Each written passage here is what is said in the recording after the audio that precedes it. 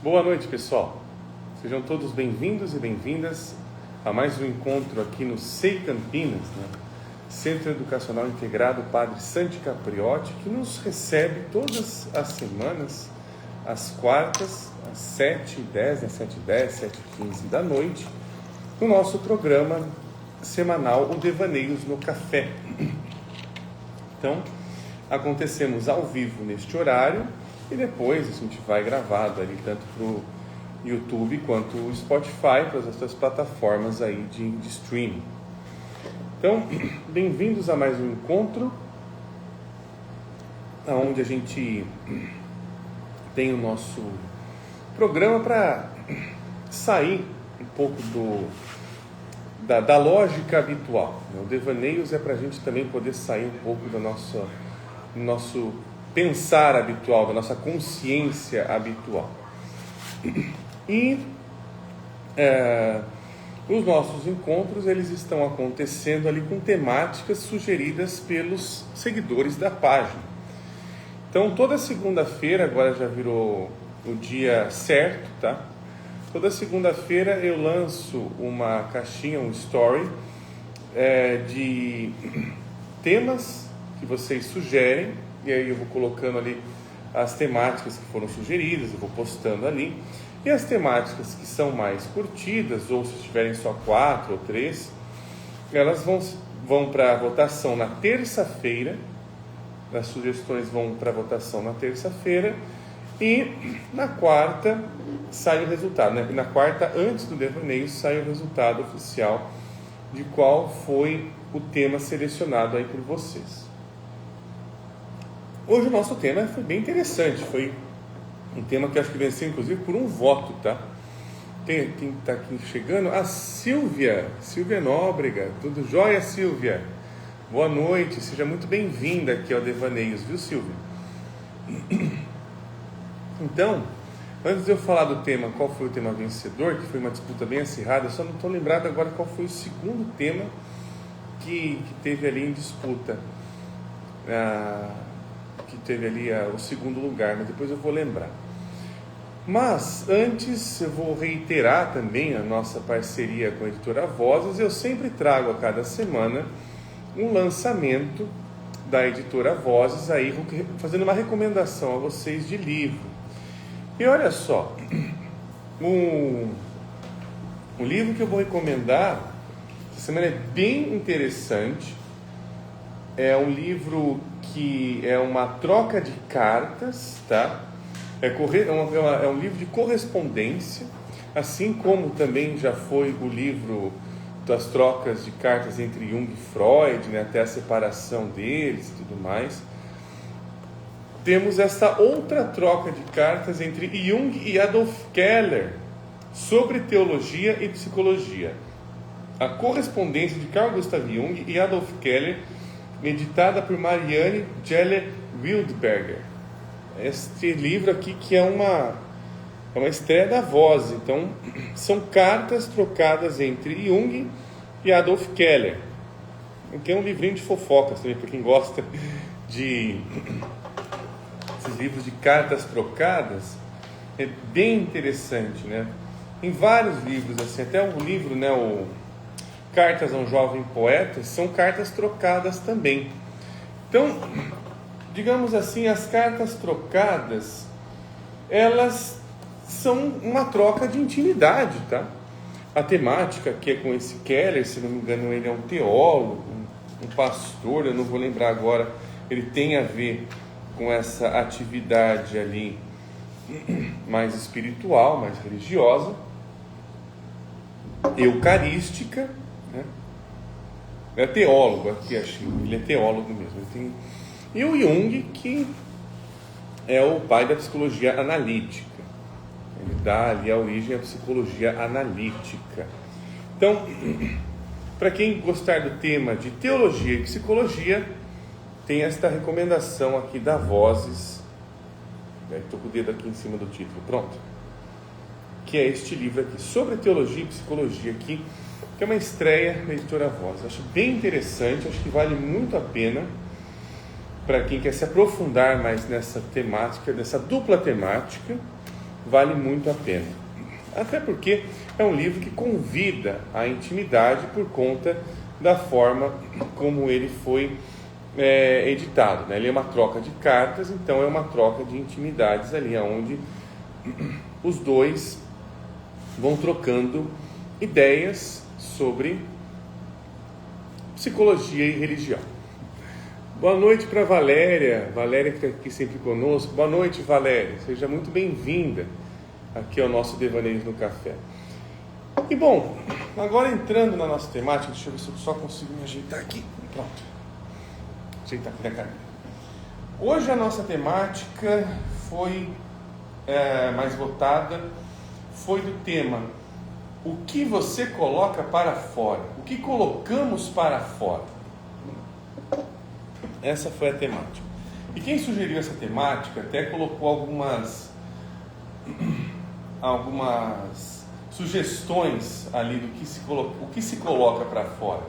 Aí colocou lá: o que se coloca para fora? A voz, a palavra, a ideia, enfim, teve aí essa temática sugerida. E junto com ela que nós vamos devanear hoje. Não é apenas sobre ela, né? Inclusive, um pequeno parênteses, quando a gente reflete sobre alguma coisa, pensa sobre alguma coisa, eu acho muito importante a gente perceber aonde as palavras nos colocam. Quando nós estamos falando, eu vou pensar sobre isso, olha a posição que a palavra sobre está nos colocando a respeito daquilo cujo qual nós vamos refletir, pensar, sentir, ou seja o que for. A palavra sobre, ela nos coloca numa posição de superioridade. Ela nos coloca acima da coisa. E talvez seja importante a gente resgatar a importância daquilo que esteja sendo dito, pois a gente vai parar ali, a gente queira ou não. Por isso, o analista, ele também é um artista das palavras. Ele também precisa se localizar bem sobre a respeito, né? Não só sobre, mas também a respeito de quais palavras estão sendo utilizadas ali dentro daquele imaginário, pois exatamente são as mesmas palavras, são as palavras que vão nos colocar em algum lugar, vão nos situar. Palavras são sítios, são lugares. Então, nesse sentido, eu estou enxergando direito, que agora eu consigo enxergar. Tem uma coisa que de quarta-feira, eu não sei como é que ficou parado aquele negócio escrito quarta-feira ali, mas tudo bem, pelo menos está indicando o dia, não tem problema. Mas a palavra sobre, ela nos coloca numa posição vertical e ao mesmo tempo uma posição de superioridade. Então, e qual que é o que ficar numa posição sobre algo acontece? O que o sobre faz? Depois a gente vai chegar na nossa temática, tá? Mas eu acho que isso também vai ser importante até para falarmos sobre o nosso tema. Então eu vou pensar sobre isso. É como se isso estivesse numa posição inferior, aquele fator, seja lá, eu vou pensar sobre um ocorrido. No inglês tem outras palavras, think about, né? A respeito de. No português a gente tem o sobre. Vou pensar sobre isso, a respeito disso. O a respeito talvez coloque em uma outra circunstância. Mas o sobre, talvez uma problemática que eu vá colocar a respeito dele é de que muitas vezes a gente coloca como se a coisa em si não estivesse entregando nada a respeito de si mesmo. Ou seja, o sobre é como se eu estivesse numa posição em que quem tem que tomar alguma decisão e tudo mais sou eu sobre o outro. O outro vai ter que só acatar. Este outro é uma memória, um realmente outro, algo que eu desconheço, né? O outro ali como um desconhecido, como algo que, ou não só um desconhecido, mas algo que não está sobre meu controle, não está na minha regência, tá? Então, e eu queria começar a live falando a respeito dessa necessidade de percebermos a palavra, aonde ela nos localiza, por conta também de que o título dela, né, a indicação é o que se coloca para fora. O que você coloca para fora? O que colocamos para fora, né? O título da live é exatamente isso: o que colocamos para fora.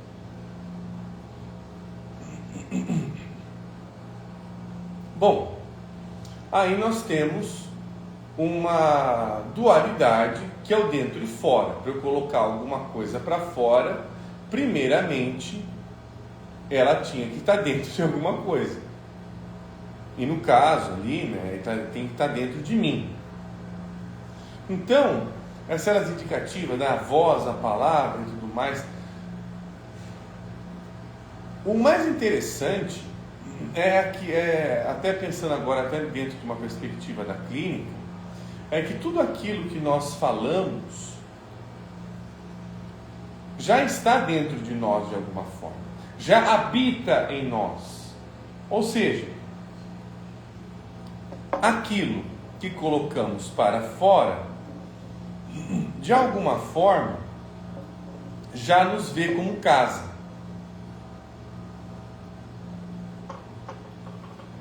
É colocando alguma coisa para fora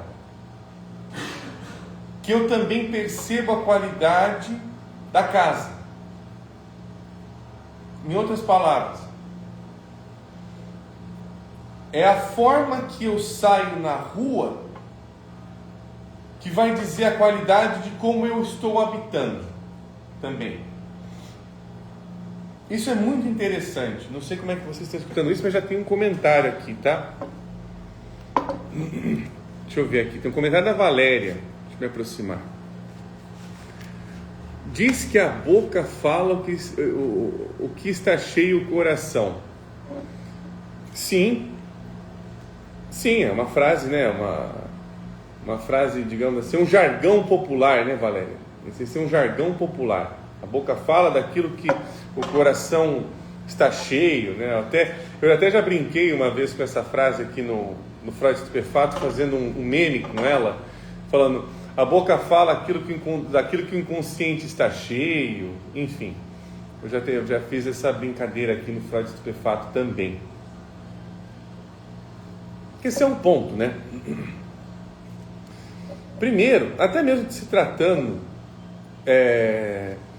de uma psicologia arquetípica, que é a que eu me inspiro para, tanto como pessoa, tanto quanto profissão, tá? Eu acho que não vejo a psicologia arquetípica apenas uma utilidade clínica, tá? Ela é uma utilidade clínica, ela é uma possibilidade de ver a alma das coisas, ou seja, ver a alma é ver as coisas sob perspectivas, né?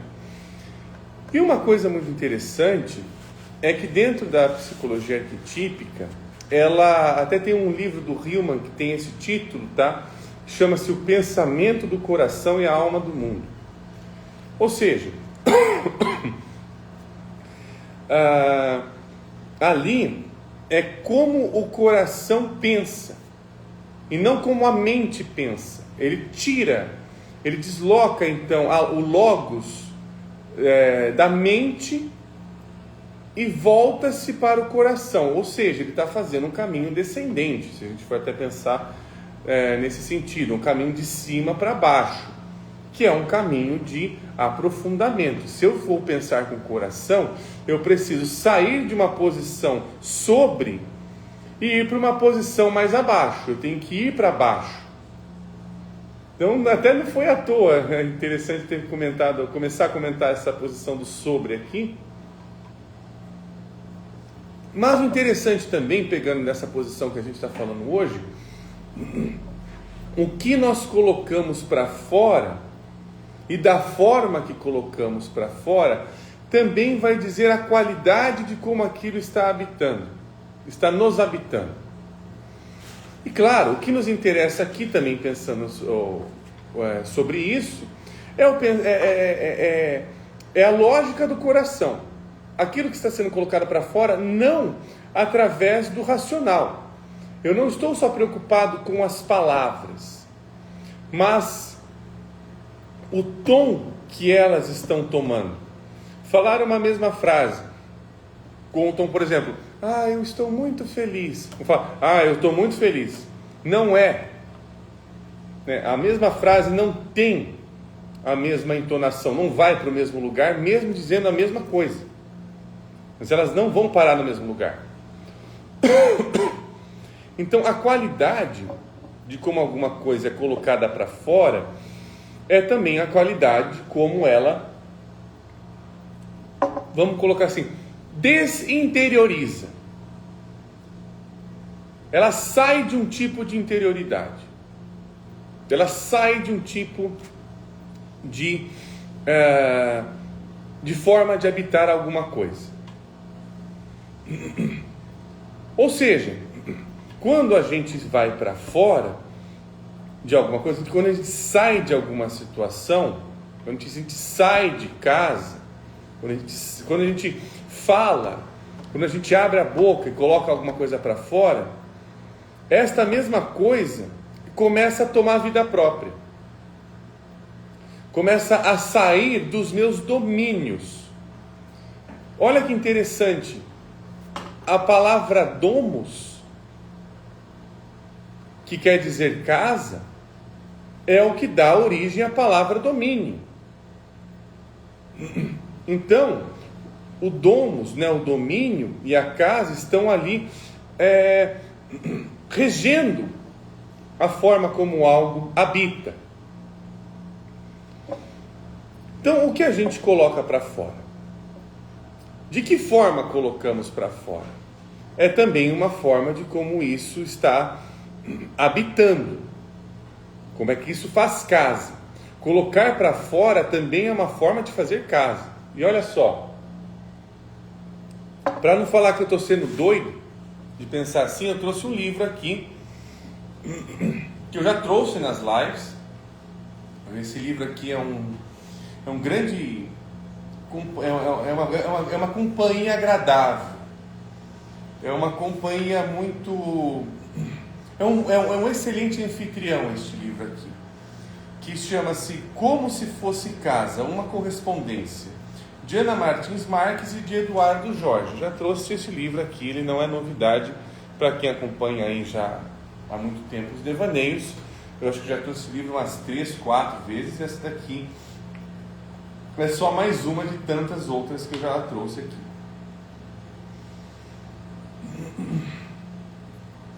Tem várias poesias neste livro aqui, porque esse livro também é uma troca de intimidades, porque ele é também feito como uma correspondência. A correspondência é uma troca de intimidades. Eu estou falando para aquela pessoa em específico, ou para aquele grupo em específico. Então é uma troca que, digamos assim, ela acontece junto com o remetente e o destinatário. Quando o remetente escreve ao seu destinatário, ele está colocando para fora de si, sem saber como será recebido aquilo que ele está colocando fora. Então, tudo que nós colocamos para fora, fica fora de si, fica sem casa, mas ao mesmo tempo indica-nos como aquilo habita.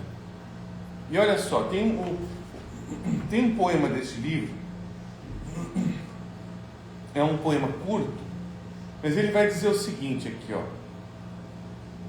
As casas abandonam a si mesmas, fogem de si mesmas. Um dia você retorna e a casa não está lá, apenas seu molde, casca ou carcaça. Sai então a caça da casa, em viagem, ou fica lá, onde já não está. É um poema bastante profundo, além de paradoxal, mas bastante profundo. E eu só não estou enxergando. Agora eu consigo enxergar que está aqui, agora eu enxergo direito. Então, imaginemos que o fazer casa, o fazer intimidade também, que fazer casa também tem a ver com fazer intimidade, criar uma intimidade. Ou seja, intimidade não é uma coisa que existe espontaneamente por aí. Ela precisa ser criada, ela precisa ser estruturada. Até esse poema fala sobre isso. Aí a casa não está, um dia você retorna e a casa não está lá, está apenas o seu molde. Como se, digamos assim, a nossa intimidade, ela, quando a gente sai de alguma coisa e começa a rever a forma como nossa intimidade é e foi e continua sendo criada, nós percebemos ali que muita coisa já não está mais lá, muita coisa já não habita lá.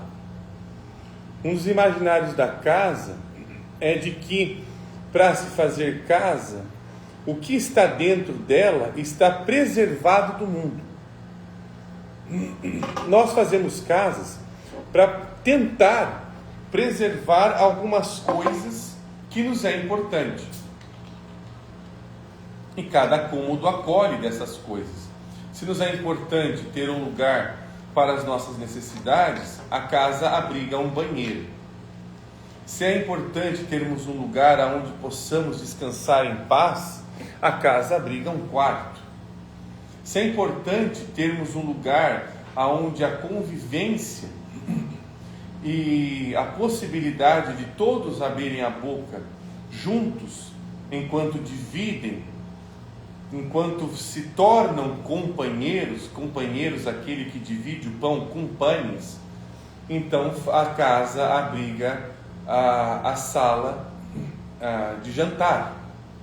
Se é importante que nós tenhamos um lugar onde a gente possa preparar os nossos alimentos, onde a gente possa guardar estes alimentos, onde a gente possa encontrá-los mais facilmente, faz sentido então que a casa também tenha-se uma cozinha e por aí vai. E por que eu estou falando tudo isso? Nossa, está descrevendo tudo mais, parece. Porque se vocês forem prestar atenção, vários desses elementos que eu acabei de citar, hoje eles estão fora da casa. Hoje, o imaginário de como se habitar, como estamos habitando nas cidades, principalmente nas cidades agora, tá? Mas hoje nós temos modelos de habitação aonde não existe exatamente uma cozinha. Existe ali tem um negócio, como é que chama agora?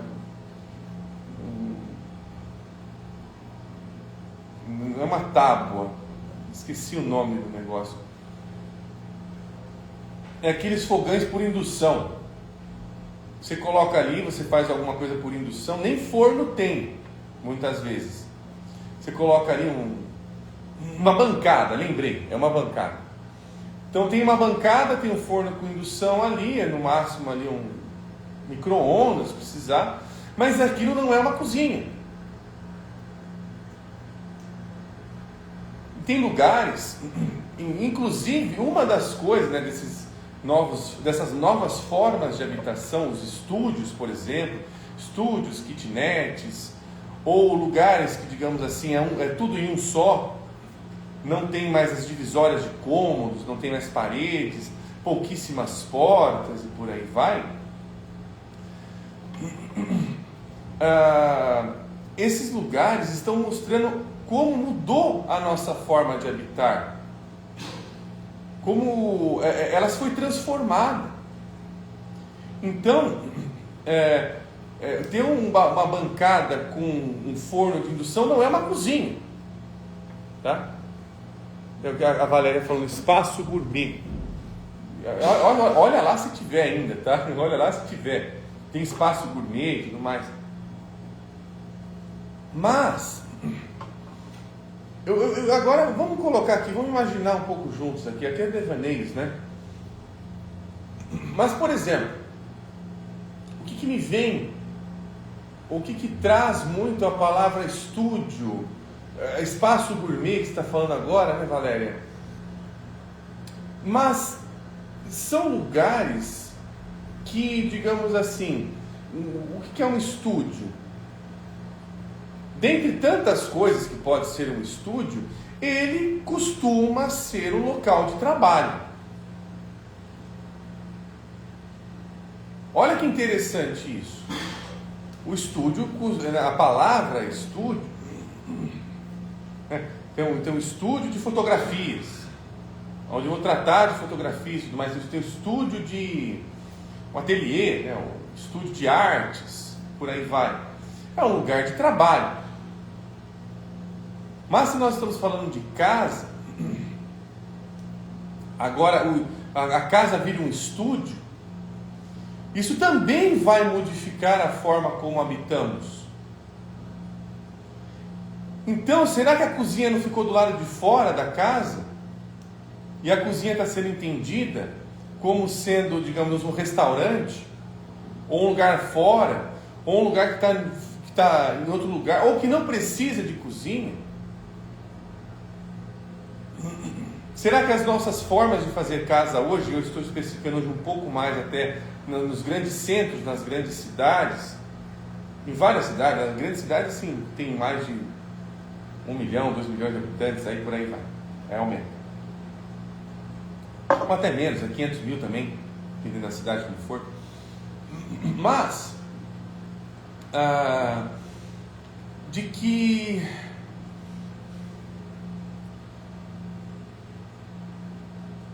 a casa também pode estar sendo imaginada hoje como um hotel.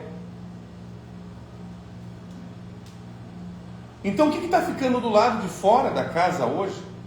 Se a gente está dispensando algumas coisas, tem algumas coisas que ficam imprescindíveis, né? Por exemplo, um quarto tem que ter, de alguma forma ou de outra, se tem um quarto, ou alguma coisa que se pareça com um quarto, pelo menos. Mas eu fico imaginando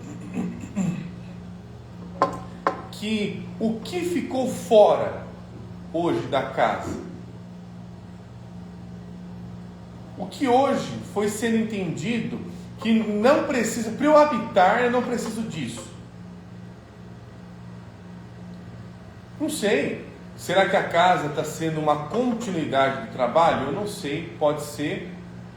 Eu vejo isso em alguns casos também que eu atendo, a casa sendo uma continuidade do trabalho, ou até mesmo sendo um próprio trabalho, casas que se tornam Airbnb, casas onde eu tenho uma renda sobre ela, mas eu também não posso habitá-la, porque outras pessoas desconhecidas virão aqui e ficarão um tempo, então eu não posso criar intimidade com aquele lugar. Não posso ter uma gaveta, eu não posso dizer um lugar não mexa, porque quem garante que o outro não vai mexer, nem sei o que é esse outro.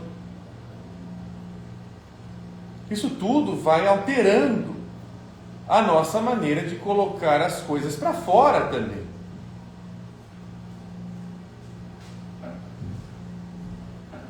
que nós colocamos para fora? Se nós estamos colocando alguma coisa para fora, de alguma maneira ou de outra, esta coisa conhece a palavra casa, tá? Conhece a palavra casa. Deixa eu só ver alguns comentários, senão eu vou longe aqui. Tem mais um poema que eu gostaria de ler aqui da Ana Martins Marques. Deixa eu ver aqui. A Valéria. Alguns prédios têm esse espaço, sim, mas convenhamos, né, Valéria? O espaço gourmet que você está comentando, né? Espaço gourmet você tem que... ele é um adicional. Você tem que pagar mais por isso. Ele não está só disponível.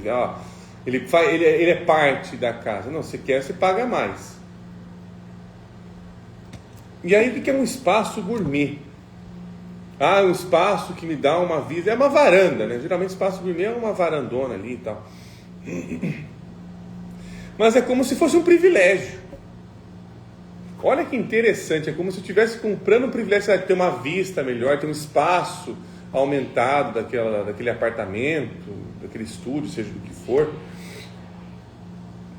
Como se fosse um privilégio. O nome até gourmet é para falar sobre isso. Gourmet aqui você pode fazer o que você quiser. Você pode sonhar com isso, você pode degustar.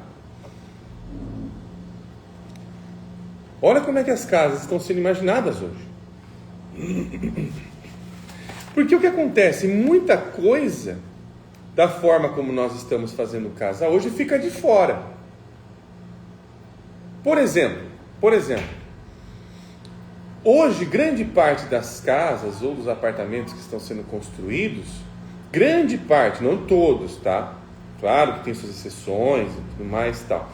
Mas eu estou pensando numa média geral agora. Não estamos mais pensando em casa para formar família, para ter, 3 ou mais pessoas. Isso é luxo. Hoje, isso é luxo. Então, estas pessoas imaginárias que eu estou colocando aqui, elas estão ficando de fora da casa. Ou elas nem podem existir, porque não tem espaço para elas. Ou até mesmo, se elas quiserem um espaço, elas têm que sair e procurar o delas. Ou seja, a maneira cuja qual nós estamos construindo um habitat é já imaginando que algumas coisas precisam ir para fora. Não pode ficar muito tempo aqui. Deixa eu ver, aqui tem um outro comentário aqui. Prisciane Dumont. Deixa eu chegar aqui atrasado. Tudo jóia, Prisciane? Seja bem-vinda. Aqui, deixa eu ver a Valéria falando. Não, ela é fora do apartamento, não é na varanda. Não sabia não, viu, Valéria? Eu já vi gente falando que varanda é espaço gourmet. Mas ainda assim ela fica fora, né? É como se fosse um espaço a mais que você, digamos assim, é um luxo a mais que você tem ali. É um espaço gourmet, uma varanda. É que tem varanda gourmet, eu confundi com varanda gourmet. Você tem razão. Tem espaço gourmet, tem a varanda gourmet. Confundi com a varanda gourmet.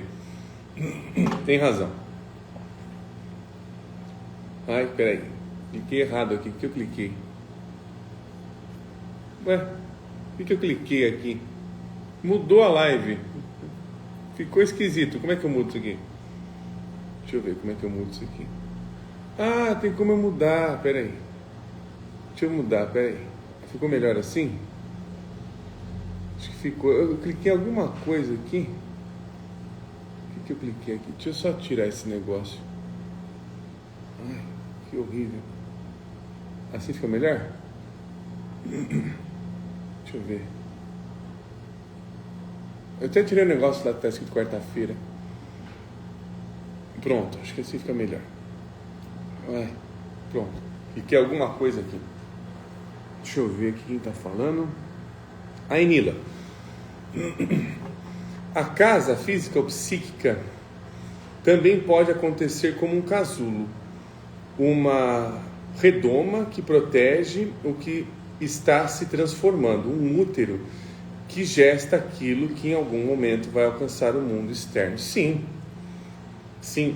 a casa, o útero, a caverna, o casulo,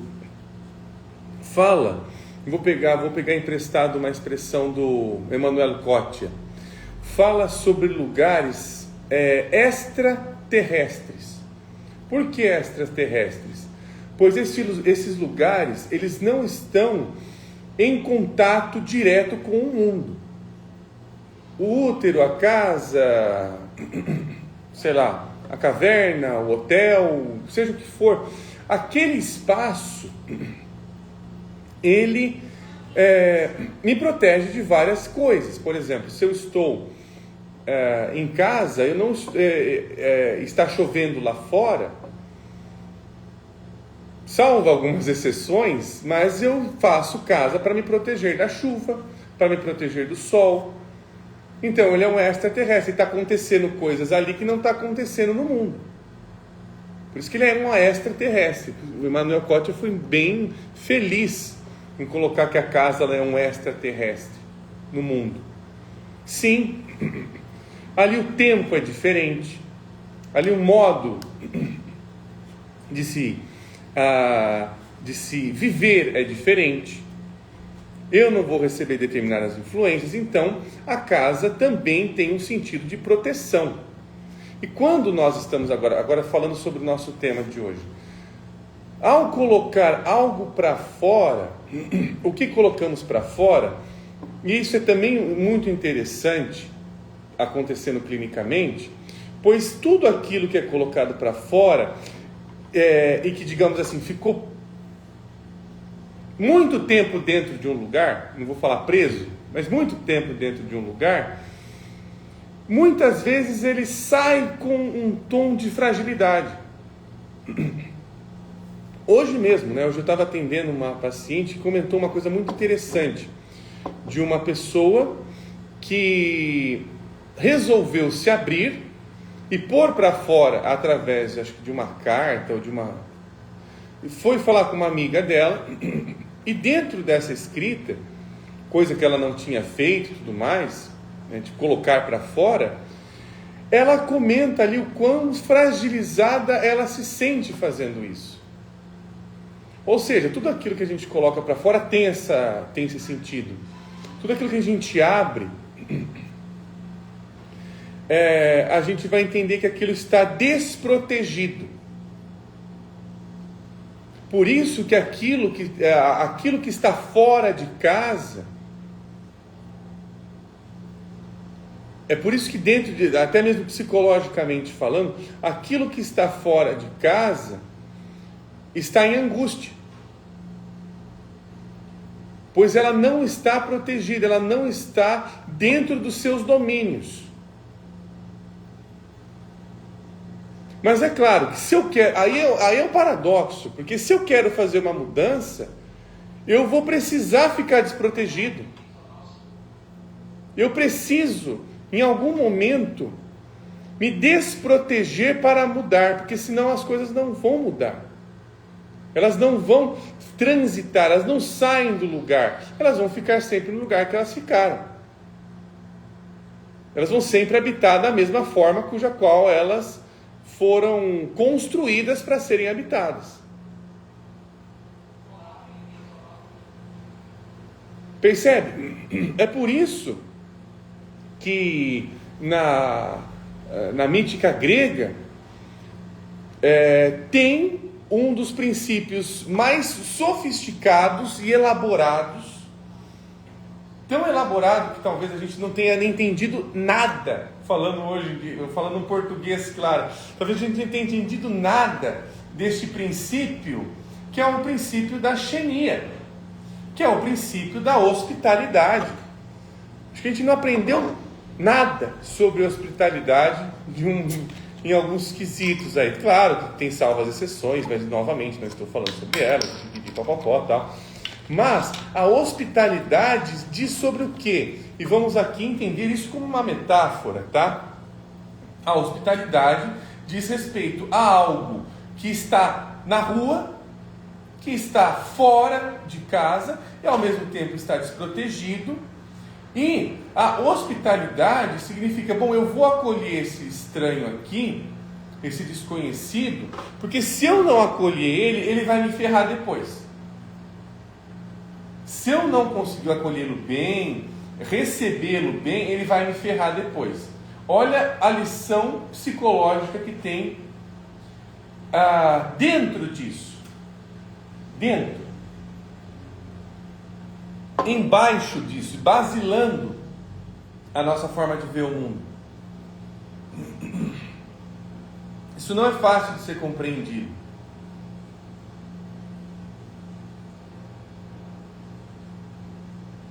Porque aquilo que está na rua, que está fora de casa, claro, estou falando uma metáfora, tá? Não estou falando de morador de rua, né? Não estou colocando essas especificidades.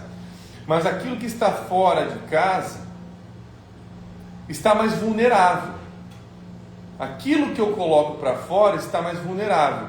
Então, se eu receber mal ou estranho aquilo que está fora de si, isso vai começar a me ver também como hostil. Vai começar a me tratar de forma hostil. Dá até para colocar, eu vou já ler uma coisa interessante, eu já vou ler o que vocês estão comentando, tá, pessoal? Mas é mais ou menos assim. Se alguém chega, por exemplo, agora eu vou usar a situação clínica. Se alguém chega na clínica, abrindo os sentimentos, e a gente trata aquele sentimento de uma forma do tipo, muito... A forma como a gente vai tratar alguma coisa que está aberta, é muito a maneira cuja qual aquela coisa ela vai começar a se ver. Então, se alguém está abrindo alguma coisa muito íntima, está se desprotegendo para conseguir fazer isso, e eu já fui pontuando, não, mas você percebeu que isso aqui é o seu complexo tal, é não sei o que lá e tudo mais, a tendência disso recuar, se encolher, voltar para o casulo é maior. Agora, se eu receber isso de uma outra maneira, se eu acolher, falar, se eu me interessar por ela, se eu ver a sua beleza, enquanto ela está desprotegida, ela ganha uma outra possibilidade. Ela, digamos assim, ela desfaz aquela casa que ela morava e começa a perceber que tem um outro terreno possível, tem um outro lugar possível para ela poder habitar, que não mais naquele lugar antigo que ela estava. Ela não precisa mais voltar para o casulo, ou não precisa imaginar que o casulo é o único lugar possível de se morar.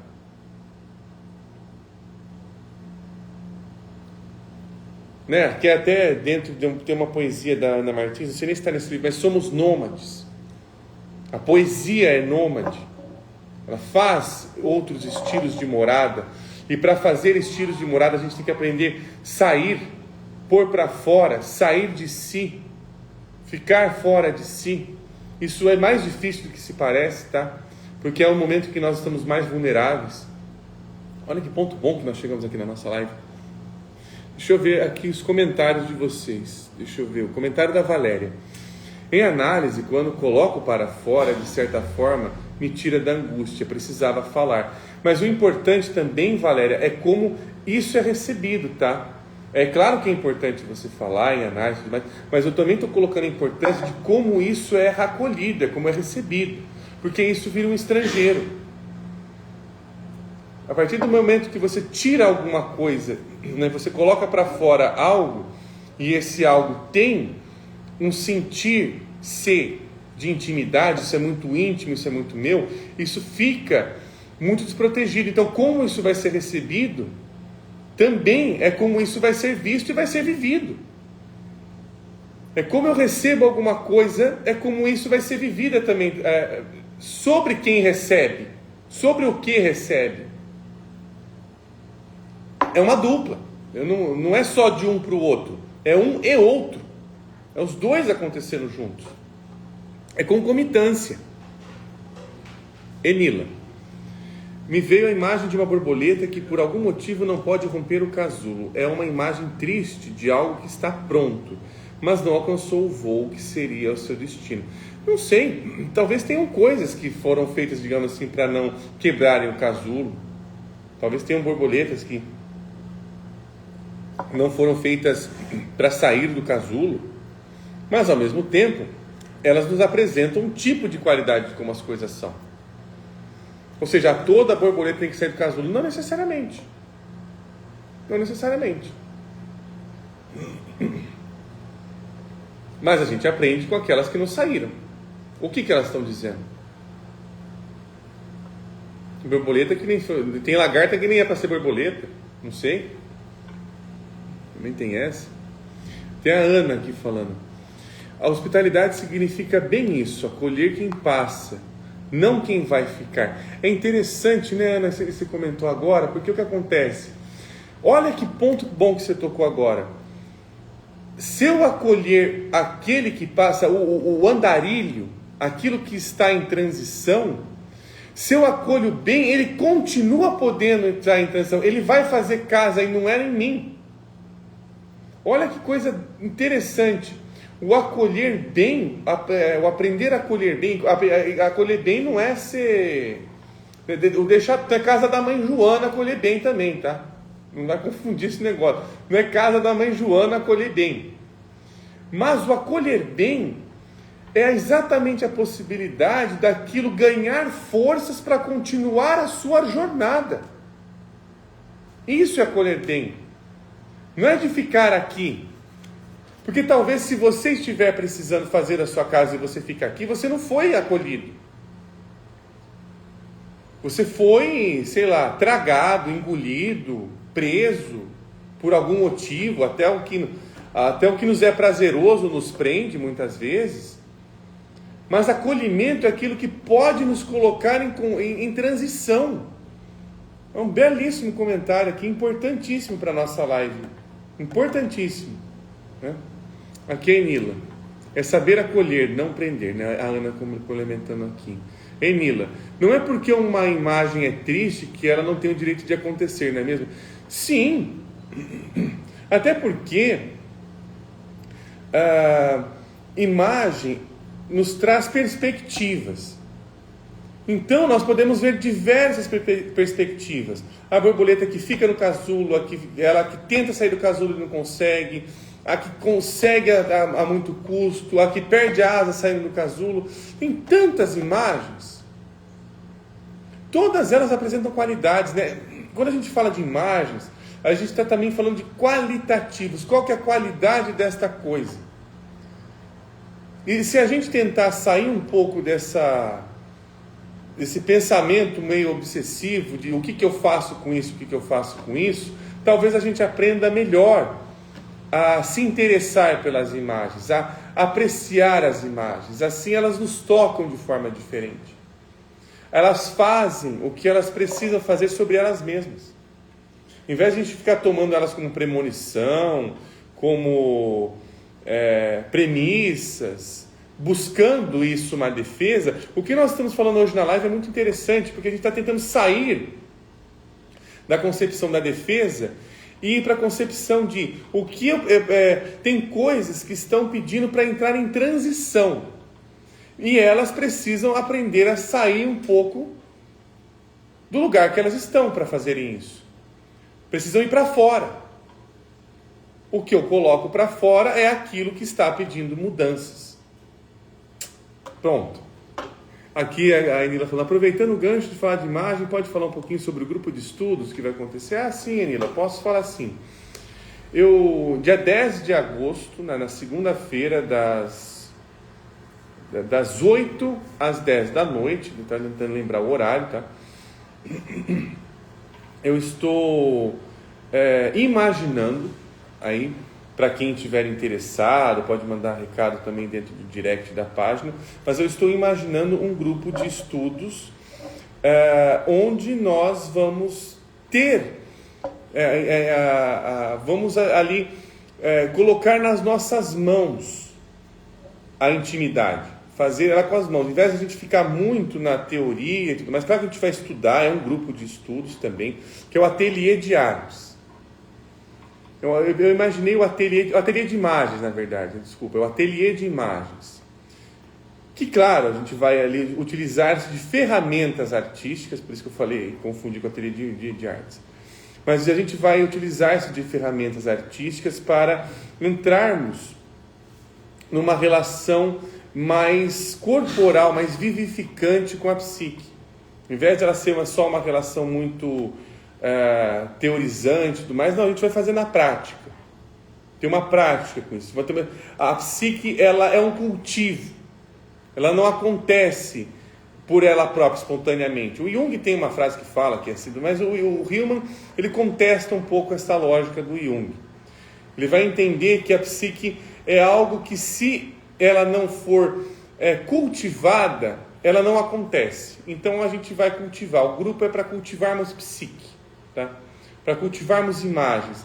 Se nós cultivarmos imagens, a gente cultiva várias e várias de outras maneiras de se sentir, perceber, estar, viver no mundo também. Então, digamos assim, vamos permitir que as imagens nos afetem. O grupo de estudos é para isso, é o que a gente vai fazer lá. E a gente se afetar bem, se afetar com ânimo, se afetar com aquilo que nos tira do óbvio também. Então essa vai ser a proposta do grupo. Quem se interessar mais, se quiser mais informações, pode mandar um recado no direct. Mas, previamente, depois eu vou falar um pouquinho mais sobre, em uma live também. Eu vou falar mais a respeito disso também, tá, pessoal? E bom, acho que eu gostei bastante da live de hoje, teve bastante interatividade e também a gente chegou em lugares muito interessantes hoje, viu? Eu agradeço muito a colaboração e a participação de todas vocês. Obrigado, Perenila, por estar lembrando do grupo de estudos também. E nós vamos continuar aí no nosso Devaneios na semana que vem. E para quem tiver interesse aí no grupo, ele vai começar em agosto, tá, pessoal? Dia 10 de agosto nós começaremos. Então é isso, pessoal. Muitíssimo obrigado pela participação de todos e todas vocês. Voltamos agora na semana que vem com o nosso Devaneios no Café, nosso programa semanal. Muitíssimo obrigado, pessoal. Boa noite.